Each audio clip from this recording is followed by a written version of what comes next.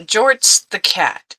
This is my usual weekly cat chat, so Jorts is a cat, and we're going to talk about Jorts. But this is also a little bit about accommodations and consent with regards to disability, because this winds up being a really excellent parable about how to help people who may or may not need or want your help. So Jorts the cat. First, well, so you may have seen this phrase posted somewhere where they say, "Are you actually helping or are you just buttering the cat?" If you haven't heard it, well, you've heard it now. And it's something to think about when you're trying to help somebody. Okay? And that's what we're going to focus on today. But before I do that, I do like to know where everybody is watching from. I'm interested to know if you're watching this live, use hashtag live or hashtag replay if you're watching this later, because I like to know who my audience is and I want to be able to say hello to each one of you. Now, right now I am in a platform called Be Live, so I can't actually see who's posting or who's commenting, but I will, and I will check. I'll also tell you that there is a blog post that goes along with this, what I'm presenting today, that I will go into the various final videos and whatever and put in the comments so that you can actually read the blog post if that's something you want to do as well. So let's get on with Jorts. Jorts and Jean.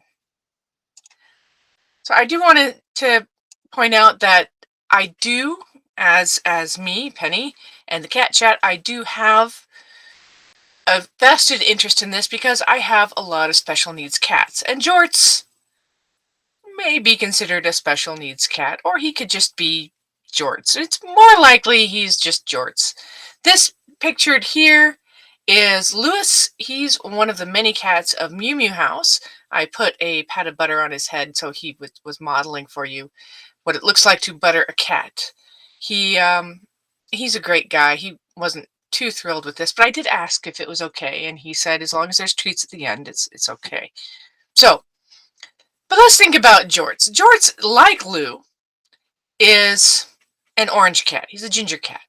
And ginger cats, there is this stereotype that ginger cats aren't particularly bright.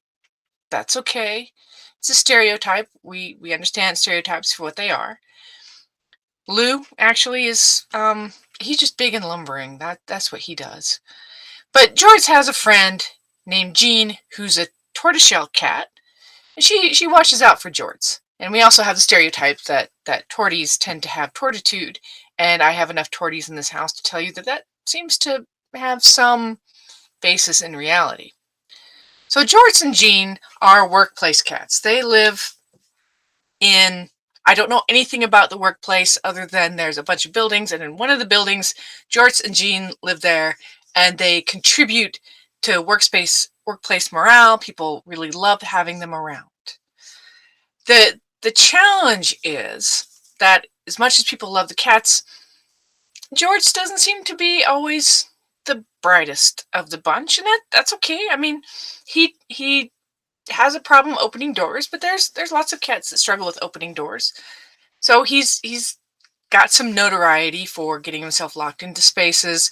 He also has some notoriety for getting cups stuck on his head, and it's well known that, at least among the group, that he fails a little bit where it comes to grooming himself. These are not surprising or unusual things for cats. We don't worry about this a lot. And as it happens, Jean helps him out. He locks himself into a room. Jean knows how to open the door.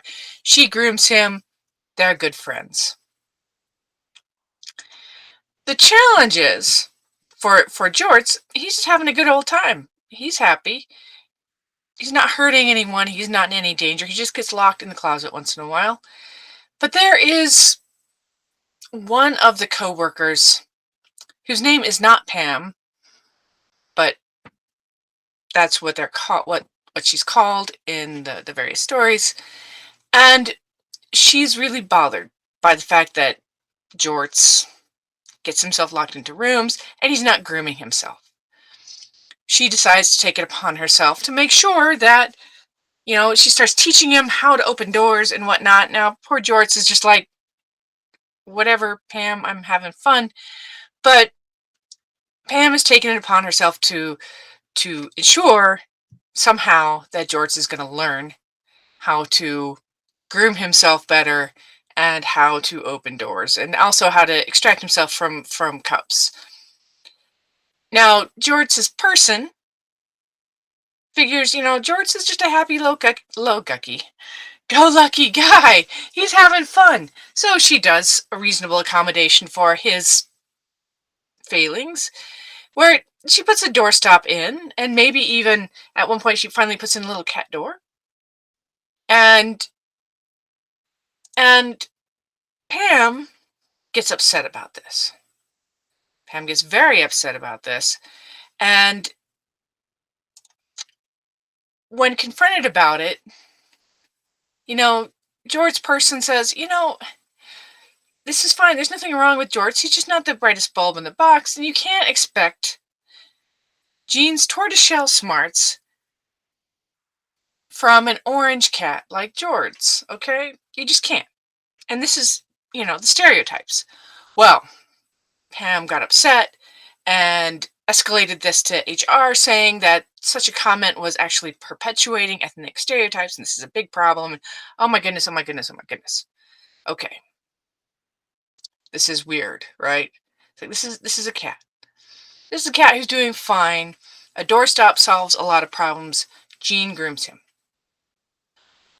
Well, what is revealed through HR is that, because this does go to HR, and there's a big meeting and all the stuff, and I will have a link to the blog post goes through and has more details about what actually was said and what happened. But we learn that Pam has actually been spreading butter on Jorts's back, thinking that this would encourage him to groom himself a little better.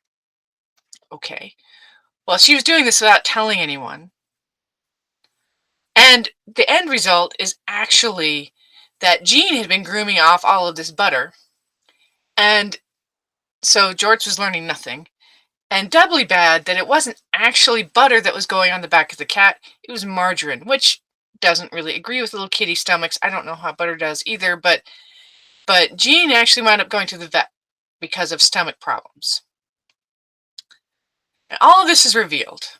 And this is where we come back to the idea of accommodation and consent.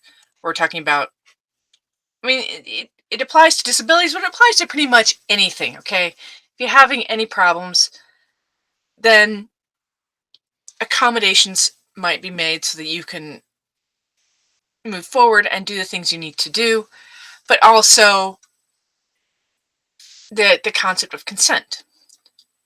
So here's the challenge with poor Jorts, and this is to think about if you have anyone or any animal or anything in your life that has some sort of special needs.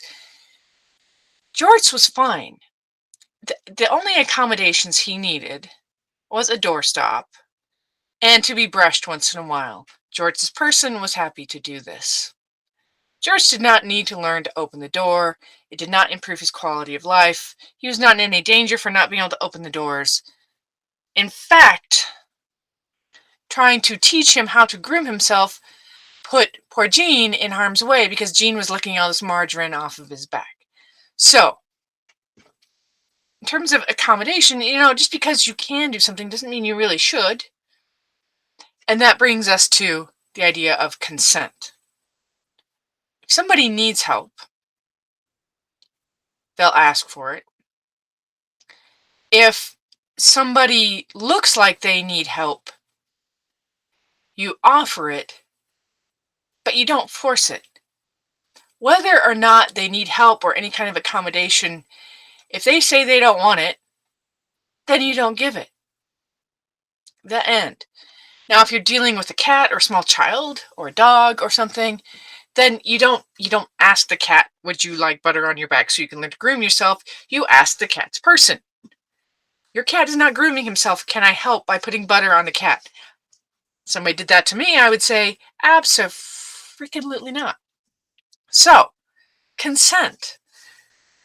So just because you need an accommodation or you might benefit from one doesn't mean you should give it.